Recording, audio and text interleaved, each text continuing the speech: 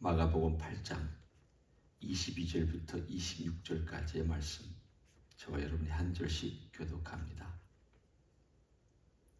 베세다의 이름의 사람들이 맹인 한 사람을 데리고 예수께 나와 손 대시기를 구하거늘 예수께서 맹인의 손을 붙잡으시고 마을 밖으로 데리고 나가사 눈에 침을 뱉으시며 그에게 안수하시고 무엇이 보이느냐 물으시니 쳐다보며 이르되 사람들이 보이나이다. 나무 같은 것들이 걸어가는 것을 보나이다 하거늘 이에 그 눈에 다시 안수하심에 그가 주목하여 보더니 나아서 모든 것을 밝히 보는지라. 같이 읽습니다. 예수께서 그 사람을 집으로 보내시며 이르시되 마을에는 들어가지 말라 하시니라. 아멘. 오늘 이 사건은 주님께서 배를 타고 사람들이 또 다시 많이 살고 있는 베세다라고 하는 동네로 가시면서 일어난 사건입니다. 베세다는 가버나움보다 약간 북동쪽에 있는 호숫가, 갈릴리 호숫가에 있는 마을입니다. 여기도 역시 가버나움처럼 사람들이 많이 살고 있고, 어떤 의미로 보면 유대 사람들이 이방 지역으로 가기 전에 살고 있었던 그 마지막 마을쯤 되는 그곳이 이 베세다입니다. 근데 여기에 마침 맹인 한 사람이 사람들이 데리고 나왔던 사건이 생겨났습니다. 아마도 이 사람은 스스로 찾아온 것 같지는 않고요. 많은 사람들이 예수님을 좀 만났으면 좋겠다라고 생각한 걸 보니까 이 맹인이 그렇게 인기나 인심이나 이런 것을 잃어버린 사람은 아닌 것처럼 보입니다. 보통 맹인들은 거린의 삶을 삽니다. 집안에서 버림받기 때문에 사람들이 해주는 동량, 우리가 흔히 동량 얻으러 다닌다라고 얘기할 때 그 동량으로 살았던 사람들이 바로 이 맹인들입니다. 그런데 이 맹인은 사람들이 데리고 온 걸 보니까 거린으로서 살았는지 안 살았는지 모르지만 사람들과 접촉하며 살았고, 아마도 그의 친척이나 그를 아는 친구들이 너무 안타까워서 이 사람의 눈을 좀 떴으면 좋겠는데 어떻게 하면 좋을까? 그러다가 예수님이 마침 베세다에 오셨다는 말씀을 듣고 그를 데리고 예수님께 와서 예수님 손 좀 대주십시오, 낫게 해달라는 그런 의미입니다. 그랬더니 주님께서 그 맹인의 손을 붙잡고 오늘 그대로 제가 설명하면 마을 바깥으로 나가셨습니다. 그리고 사람들이 좀 따라왔겠죠. 이 사람을 데리고 온 사람들 몇 사람과 제자들이 따라오는 그 사이에 주님께서 특이한 행동을 하셨습니다. 침을 뱉어서, 아마도 이렇게 손에 침을 뱉으셨겠죠. 뱉으신 다음 그리고 손에 묻힌 침으로 그의 눈을 만지셨고, 만지신 다음에 안수하여 주셨습니다. 아마도 눈 위에 안수하신 것으로 생각됩니다. 그리고 나서 무엇이 보이느냐 물었더니 나무 같은 것이 걸어다닙니다. 바꿔 얘기하면 아직 눈이 다 열리지 않았다는 뜻입니다. 그리고 나서 그의 빛이 조금 들어간 다음에, 그리고 난 두 번째 주님께서 다시 안수하셨습니다. 여기 다시 안수하신 것은 어떻게 안수했는지는 모르죠. 다시 침을 뱉어 안수하셨는지 아니면 그대로 손만 대셨는지 모르지만 두 번째 안수하셨더니 그가 눈이 활짝 열려서 건강한 사람의 눈처럼 볼 수 있는 그러한 시력이 회복이 되었습니다. 그리고 나서 그 사람을 집으로 보내시며 마을에는 들어가지 말라.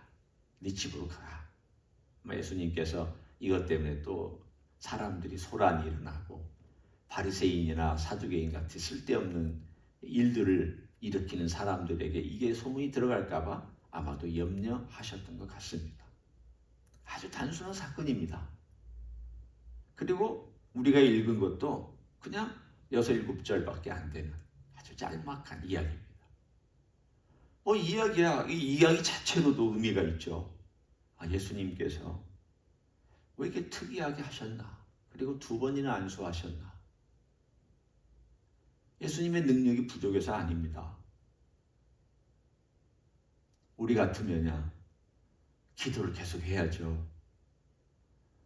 어떤 일들이 일어나기 위해서는 하나님이 어떻게 들어주실지 모르지만 우리는 꾸준히 기도해야 되고 쉬지 말고 기도해야 됩니다. 그렇지만 예수님께서 말씀하신 내용이 능력이 부족하기 때문에 이렇게 이 맹인이 눈을 반쯤 열려지고 그 다음 또 열려지고 한 것은 아닙니다. 그것은 이 맹인의 상태와 관련이 되어 있습니다. 주님께서 이 과정 속에 눈이 바로 열렸을 때 이 맹인이 받을 충격, 빛이 바로 들어갔을 때 눈이 받을 충격, 아마도 의학적으로 따지면 이런 내용들이 여기에 포함되어 있을 것입니다. 그러나 그것보다도 오늘 이 사건 자체에서만 머물지 말고 앞에 있는 사건하고 연결해서 생각해 볼 필요가 있습니다. 앞에 우리가 조금 몇 절만 더 가보면 18절에 주님께서 제자들에게 이렇게 말씀하십니다. 너희가 눈이 있어도 보지 못하며 귀가 있어도 듣지 못하느냐. 바로 직전에 어떤 사건이 있었습니까? 바리새인과 또 헤롯의 누룩을 주의하라고 그랬더니 우리가 떡을 안 가져와서 그렇다. 그래서 그들의 깨달음이 없는 모습을 눈이 있어도 못 보고 귀가 있어도 듣지 못한다라고 주님께서 비유적으로 말씀하셨습니다. 그리고 바로 이 사건이 일어납니다. 마가가 이 사건을 적어놨을 때에는 무엇 때문에 적어놨겠습니까? 이 기적만 기록하기 위해서 적어놓은 것만은 아닙니다. 기적 중요합니다. 이 기적 주님께서 베풀어 주심으로 눈을 못 보는 사람들을 보게 해주신 메시아라는 것을 증명하는데 귀한 사건이 있는 것 반드시 우리는 이해할 수 있고 또 인정할 수 있습니다. 그러나 그것 외에 추가적으로 앞에 있는 사건하고 연결해서 봤을 때 이 사건은 제자들에게 주는 메시지가 있구나. 눈이 열리라 된다는 것을 말씀하고 있구나. 결국은 우리의 이 일반적인 이 시각적인 혹은 이 신체적인 눈이 열리는 이 사건을 통하여서 주님께서 말씀하시는 것은 너의 영적인 눈이 열려야 된다라고 하는 메시지까지도 포함되어 있구나. 그러면 영적인 눈이 열리려면 어떻게 해야 되느냐? 오늘 이 사건을 통해서 몇 가지를 우리들에게 강조해서 보여줍니다. 첫째는 이 문제의 해법, 해결은 예수님에게 있습니다. 예수님만 눈을 열어줄 수 있습니다. 깨달음이란 내가 아무리 깨달으려 해도 안 됩니다. 내가 아무리 이해하려 해도 이해되는 것이 아닙니다. 여러분, 예수님께서 십자가에서 돌아가셔서 내 죄를 위해서 죽으셨다는 사실이 이게 인간적인 깨달음으로 되는 깨달음입니까? 우리 예수님을 주다, 그리스도다, 하나님의 아들이다 라고 고백하는 것이 내가 어느 날 갑자기 깨달아서 된 것입니까? 결코 아닙니다. 예수님도 베드로가 그렇게 고백했을 때 분명히 말씀하셨습니다. 이건 네가 고백한 거지만 하늘의 아버지께서 이런 고백을 주신 거다. 그 원인을 인간에게서 찾지 아니하고 하나님께 찾았던 것이 바로 예수님의 말씀이었습니다. 그러면 예수님, 하나님이신 예수님께서 그 원인을 하나님 아버지에게서 찾아서 우리들에게 분명히 말씀해 주셨다면 딴 것도 마찬가지입니다. 영적인 것에 관련된 다른 것들도 마찬가지입니다. 내가 노력해서 얻었다. 아닙니다. 내가 노력할지언정 그 노력이 결과로 이어지도록 이끌어 주시는 분. 내가 아무리 노력해도 안 될 때가 있고 노력해도 문이 안 열릴 수도 있는데 그래도 우리를 불쌍히 여기셔서 네가 참 나를 찾고 있구나. 네가 나를 알기 위해서 문을 두드리고 있구나. 네가 정말 간절한 마음으로 내 앞에 와서 그렇게 기도하고 있구나. 그래서 주님께서 우리를 불쌍히 여기셔서 주님께서 눈을 열어주셔야 눈이 열립니다. 성령께서 우리의 마음을 열어주셔야 우리가 보이고 하나님을 경험하게 되고 하나님을 압니다. 아까 우리가 찬양을 했습니다. 453장 찬양을 했죠. 예수도 알기 원하네. 크고도 넓은 은혜와 대속해 주신 사랑을 간절히 알기 원하네. 그리고 내 평생에서 온 대속해 주신 사랑을 간절히 알기 원하네. 여기 잘 들어보면 두 가지가 들어있습니다. 그것은 뭐냐면 내가 간절히 원한다. 또 원한다라고 하는 그의 간절한 소망이 달려있고 이걸 기도로서 하나님께 올리면 주님께서 이 기도에 대해서 들어주시는 것은 그리고 일하시는 것은 주님의 몫입니다. 내 몫이 아니에요. 주님께서 하시는 일, 주님께서 손대시고 주님께서 역사하시고 주님께서 오늘 이 소경에 대해서 하시는 일이 어떤 경우는 저 실로암 물가에 가서 씻어라 라고 하신 소경도 있고 또 어떤 소경은 그냥 고쳐주신 다윗의 자손이여 우리를 불쌍히 여기소서 그랬더니 내가 너를 고쳐줄 줄 믿느냐 그랬더니 그렇다라고 그래서 고쳐준 소경도 맹인도 있고 오늘 본문에 있는 저런 이 사람은 아무 말도 하지도 않고 사람들이 데리고 왔는데 고쳐준 맹인도 있고 맹인들을 고쳐주는 방식이 다 한 가지가 아닙니다. 다 다릅니다. 그때 그 사람의 상황과 그 주변의 환경과 또는 그 사람이 어떤 상황 속에서 어떻게 요청하고 있는지를 보시면서 주님은 거기에 맞춰서 그 사람의 필요에 맞춰서 채워주시는 것을 알 수가 있습니다. 예수님만 우리의 눈을 열 수 있습니다. 그래서 우리는 주님께로 오늘 453장에 있는 것처럼 주님 우리의 눈을 열어주십시오. 제일 중요한 눈을 열어서 예수님의 사랑이 어떤 건지를 보게 해주십시오. 사랑을 본다라는 것은 좀 약간의 말의 어폐가 있지만 이런 뜻이죠. 예수님의 사랑을 마음으로 경험하고 느끼게 해달라는 표현이기도 합니다. 우리는 예수님의 사랑이 필요합니다. 그래서 이걸 느껴야 됩니다. 예수님 우리 사랑하시는 건 분명한데 이걸 얼마나 느끼고 살아가느냐, 얼마나 경험하고 살아가느냐. 오늘의 표현으로 바꿔 얘기하면 그 사랑을 얼마나 보느냐, 눈이 열려서 보느냐. 내 눈이 활짝 열려서 와 주님이 이런 분이구나. 주님이 이런 분이구나. 이것은 우리의 영적인 눈이 활짝 열려야 되는 주님만이 또 열어주실 수 있는 사건임을 오늘 본문을 통해서 말씀합니다. 두 번째는 오늘 이 맹인이 눈을 떠가는 과정입니다. 이 맹인이 눈을 떠가는 과정은 점점 더 눈을 떴습니다. 점진적인 과정을 밟았다는 뜻입니다. 이것이 우리에게도 사실입니다. 내 영적인 눈이 어떻게 열려지느냐? 한꺼번에 열려지지 않습니다. 아까 찬송가 가사에 있었던 것처럼 평생 걸리는 작업입니다.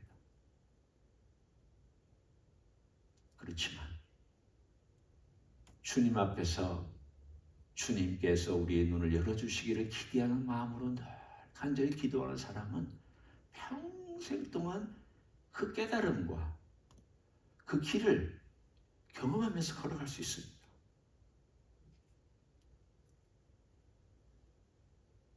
한참 바쁘게 목회할 때 저는 그냥 섬기고 열심히 주님을 위해서 일하는 것이 주님을 알아가는 것인 줄 알았습니다. 그리고 나는 성경을 잘 아니까 양이하고 들으세요. 제가 안다는 것은 그냥 지식적으로 안다는 뜻이죠. 공부해서 안다는 뜻입니다. 많이 공부하고 많이 신학교에서 공부하고 또 많이 가르쳤으니까 안다고 생각해서 그것이 예수님을 아는 것이냐 생각했던 적이 있습니다. 지금 생각하니까 내가 예수님을 안 게 아니었다.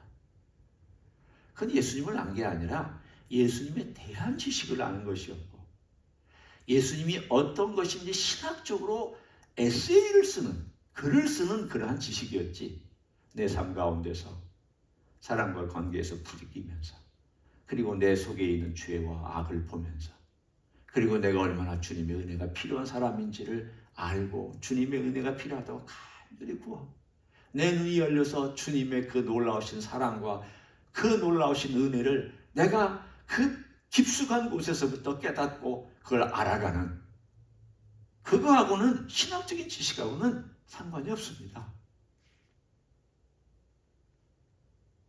눈이 열려져야 됩니다. 마음의 눈이 열려지고 영적인 눈이 열려져서 예수님을 보고 경험하고 그분이 나를 만져주심으로, 그분이 만져주실 때 내 눈이 열려져서 그 눈이 열려짐으로 주님을 보고 그 주님의 사랑을 느끼고 그 주님, 그분이 내 앞에 계시다는 것을 내 눈으로 확인하고, 그리고 걸어가고 그 평생 동안 내 눈이 점점 더 열리는 그런 삶을 살아가는 것이, 이게 신앙의 성장입니다. 더 많은 일을 하는 게 성장 아닙니다. 성경 더 많이 읽는다는 것도 굳이 성장이 아닐 수도 있고, 심지어는 내가 위대한 업적이나 내가 기도를 많이 하는 것이 꼭 성장은 아닐 수 있습니다. 성장의 가능성으로 가는, 가능성이 높아지는 것은 맞지만 꼭은 아닐 수 있습니다. 결국 핵심은 뭐냐? 예수님이 내 눈앞에 보여야 됩니다.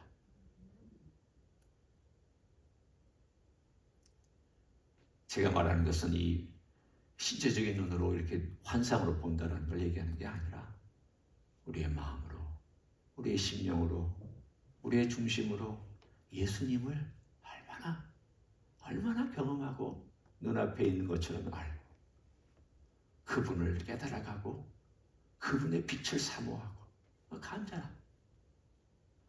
어떻게 그러면 제가 주님을 보고 주님과 함께 걸어가는 걸 할 수 있습니까? 제가 그냥 드릴 수 있는 간단한 말씀 한 가지는, 간절함, 열망, 목마름. 그래서 주님, 정말 주님 없이는 살 수 없다라는 그 간절한 심령이 이 가슴을 채울 때, 그 사람은 예수님을 볼 것입니다. 그 간절함을 가진 사람은 예수님을 만나고 살아갈 것입니다. 오늘 맹인이었던 이 한 사람에게 일어났던 일이 여러분에게도 일어나는 축복이 임하시기를 예수님의 이름으로 간절히 축원합니다. 기도하겠습니다.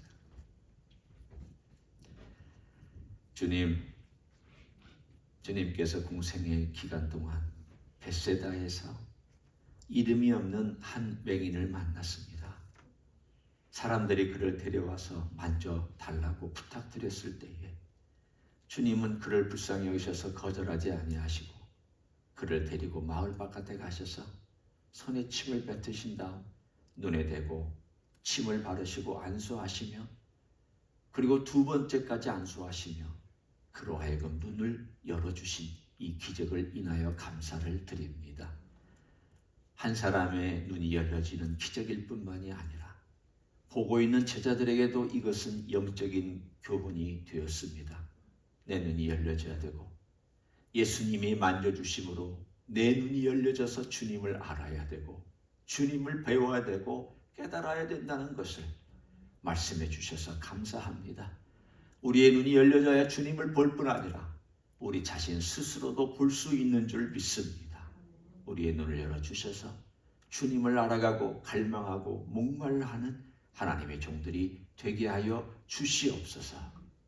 이제는 우리 구주 예수 그리스도의 은혜와 하나님 아버지의 극진하신 사랑과 성령 하나님 교통하심의 역사가 오늘도 예수님을 목말라하고 예수님을 알기를 소원하고 내 평생의 소원, 내 평생의 소원이라고 간절히 기도하며 찬양하며 주님 앞에 나가기를 소원하는 이 자리에 참여한 모든 종들 위에와 주임제 희스교회 위에와 이미 교회들과 한국 교회들과 선교사님들 위에 이제로부터 영원히 함께 하실지어다.